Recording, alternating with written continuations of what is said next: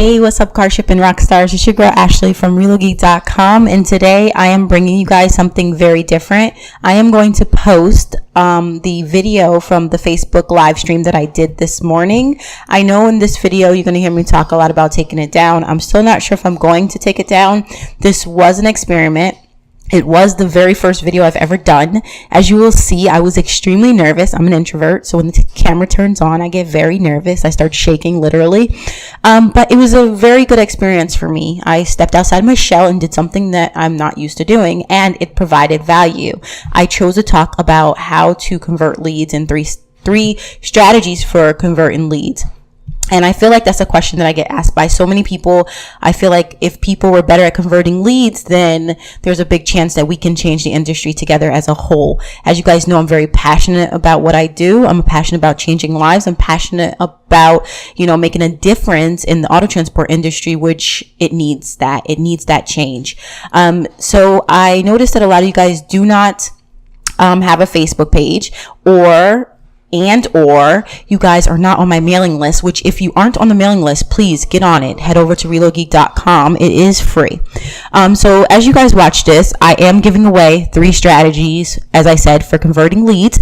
And at the very bottom of this video, in the description box, I am going to leave a link for you guys who want the notes from this. So I'm going to, leave a link to a PDF that I designed, something quick and simple that shows the 3 steps that we talked about here, just for your reference.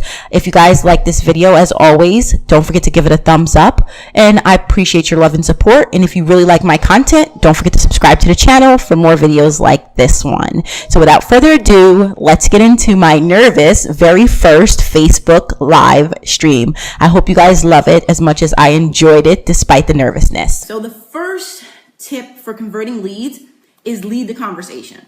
Now, this may seem obvious, but so many people don't know how to lead conversations. They get on the phone and then they're just talking about themselves. Like, hey, yeah, you guys wanted to convert a lead. Like you guys wanted to ship your car. I don't know. They'll just start talking about themselves and they just go on and on about the quote and the price and things like that. And you're already setting yourself up to fail. I know this because I started off doing that. Like literally, I didn't know what I was doing. So when I got a lead in the system, I would call and say, hey, I just sent you a quote. It's going to cost you $1,300 to ship your car. And I would go into these things and then I realized, like, okay, Ashley, slow down. You can't do that. So with that being said, I learned the hard way and through trial and error and experience that the number one thing that you need to do is be able to lead the conversation. And this also helped because a lot of you guys that are asking for my help are newbies, right? So you guys have no experience, you have no reviews, you have nothing to back yourself up to say that you're legit besides maybe a website and an MC number and a legal business name. So with that being said, you need to be able to lead the conversation so that way people aren't asking questions. Because one of the main questions I got asked was, why you don't have reviews, or I checked you out and you look like you're new. And I don't want to be put in a position where I'm defending, because then you're on the defense, where I'm defending, what I am, my legitimacy in the business. So to prevent that from happening, I literally would lead the conversation. So I took the conversation where I wanted it to go. And you do that by asking the right questions. So, like some of the questions that I would ask is, why are you shipping your car? So now they're forced to talk about them, and everybody likes to talk about themselves anyway. So that's a question I would ask. What's your biggest fear? Now, you might think this is like, why would you ask what's their biggest fear? But it opened up a whole world of information. Like when you ask somebody what's their biggest fear with shipping their car, the first thing that they're going to think about is they're going to start telling you what they're scared of. And when they tell you what they're scared of, it's going to provide you the position to literally be like the answer to their problems. And I will give you guys an example of that, and if I remember at the end. And another question you can ask is, have you shipped your car before? It seems so small, but if they've shipped their car before, it can save you a lot of time of having this spiel about, shipping their car and teaching them things. So that's the number one tip on my list that I have, is to lead the conversation. And that you do that by asking the right questions. The second tip on this list is stop talking and start listening. Now, for those of you that's been on the phone with me, you guys know that I like to talk a lot. And the reason why I talk a lot is because I know so much and I just want to help and provide value in such a small little bit amount of time. But when it came to converting leads, the reason why I was so good at what I did, and I mean, even now, even though I talk a lot, I always lead the conversation, like number one tip, but I stop talking and I listen. So even when I'm talking, I'm still listening. So I'm listening for cues. I am listening for, if I feel like you're busy or you're doing something, I'm listening to your responses. And number two being stop talking and start listening. When people ask me, that's the first tip I always give them, because I feel like telling them to lead the conversation is so kind of vague, but to say stop talking and start listening, it's kind of like, okay, this is what you're doing wrong. This is what you need to start doing. And it's so powerful. Like your customers, if you ask the right questions, number one tip, start talking and start listening, they will give you the answers to, what you need to do to get them to convert. And so for instance, I said I was going to give an example. If somebody say, when you ask the question, what is your biggest fear? And the person says, well, I'm afraid my car is going to be hijacked, right? So that's their biggest fear. Then you as a broker, your job is to answer that question. Like tell them, give them a story sell. I talk about this in Relo Academy, in the Ship More Cars selling system. And that is stories sell. So if you have an experience, if you know somebody that has a story about shipping their car, then talk about that.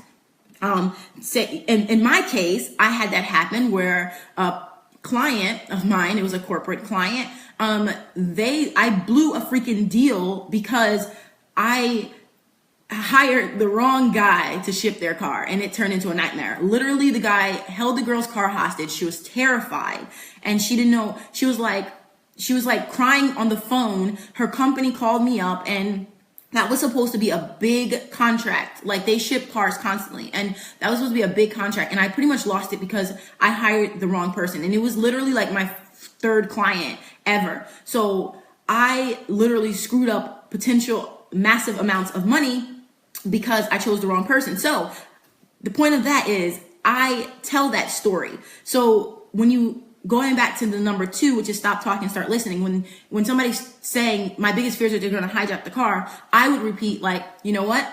I completely understand that fear.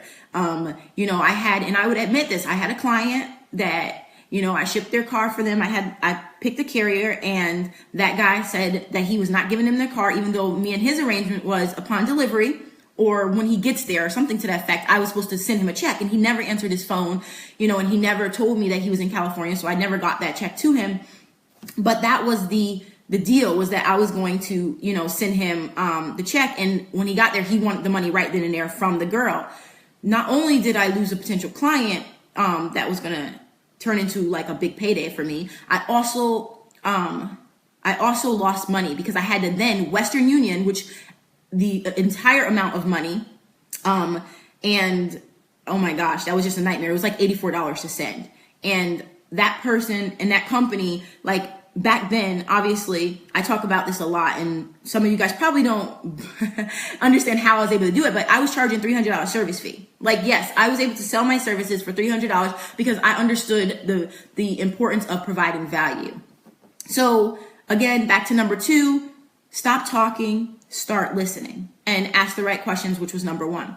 And the third and final tip that I have for you guys today is to ask for the sale. Yes, that's number three. And I know you're probably thinking, why do you need to tell me to ask for the sale? So many of you guys get on the phone, you do everything, and then all of a sudden the client's like about to get off the phone, and that's it. Like, you have to literally ask them for the sale, because if you don't, then all that hard work you put in, all the questions that you ask mean nothing. And I don't mean being passive about it or feeling like you're, tucked behind something and saying, hey, I need the sale. No, I am actually talking about saying, all right, so how would you like to take care of this? Would you like me to charge it to your card? Or whatever you have to do, just ask for the sale. And that goes hand in hand with that. Handle any objections that may come up. So for instance, when you're asking for the sale and they're like, well, I need to talk to my husband or my wife. The one thing I learned is that usually when they say that they need to talk to their husband or wife, it just means that they want to keep shopping for other for other brokers and see if somebody's going to meet or beat the price. And so dig into that, talk to them more. I had a guy that said, oh, I need to talk to my wife about a move that he was making and his company was paying for. And I said to him, I'm like, so why would you need to talk to your wife about this? Like, how do you think she's going to react? What do you think she's going to say? Like, I literally start playing psychologist at that point and start really trying to figure out why this guy needs to talk to his wife. So maybe I can see if there's a deeper thing. And there was. The deeper thing was that his wife makes all the financial decisions. Even though his job was paying for it, she wants to make sure that if in the event that the job does not pay him back for the move, that they're not losing money out of their pockets. So just talking to them and figuring out, why they're saying what they're saying. Don't just take it at face level. Don't be like, okay, so you got to talk to your wife. All right, well, let me know. And then even after you find out the objection, even if you can't work through the objection, then follow up. And so many of you guys are so quick to get off the phone because you got more leads in your system. I believe in quality over quantity. Now, there is a balance there. You need to do as many as possible to make money and to get experience, but there has to be some type of balance there where you know that, if you are, getting 25 leads, you're at least calling 15 of those or 10 of those. There has to be a balance there. So don't try to rush through things just to keep calling people, because quality over quantity. The quality of the call, the more time you invest in that client, the more chances you are of converting them. And I learned it the hard way. Heck, I am not just telling you this based off of theory. I'm telling you this based off of experience. And that experience is that I literally would spend 45 minutes on the phone with potential clients at times. And obviously you can only do that like a certain amount of time in a day before you're exhausted or tired. But so make sure you're not rushing off. And you're actually really trying to help these people. So those are my 3 tips, literally 3 tips for, converting more leads. And as I said, this is practical even if you're a call hauler, because anytime somebody comes in your system or requests a quote from you, that is considered a lead, and you still have to work hard to convert those people. So that's it. As always, if you like the video, don't forget to give it a thumbs up, and don't forget to subscribe to this YouTube channel for more videos just like it.